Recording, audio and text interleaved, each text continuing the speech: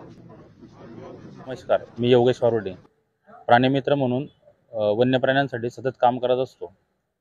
मध्यरात्री पिंपळनेरजवळील जयरामपाडा येथून आम्हाला फोन आला की ते बिबटने अंड्यात तोंड अटकवलेलं आहे. आम्हाला फोन आल्या आम्ही तातडीने त्या गावात जाण्यासाठी रवाना झालो. तिथली परिस्थिती बघितली असता लेपर्डने एका तांब्याच्या अंड्यामध्ये तोंड अटकवलेलं होतं.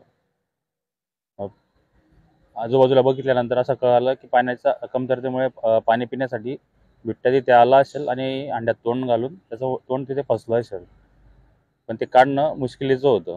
अशा परिस्थितीत वन विभागाचे कर्मचारी, पशुधन अधिकारी सगळ्यांना तातडीने बोलवून पिंजरे जाळ्या मागवून त्या बिबट्याचं तोंड बाहेर काढण्याचा प्रयत्न करण्यात आला.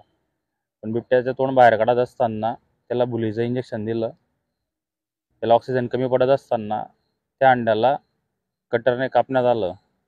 पण नंतर असं ठरवलं की जर अंडा असाच सटकला तर कापण्यापेक्षा ते सोपं होईल बुवा, म्हणून अंड्याला तेल लावून लेपर्डच्या तोंडामधून अंडा बाहेर काढण्यात आला.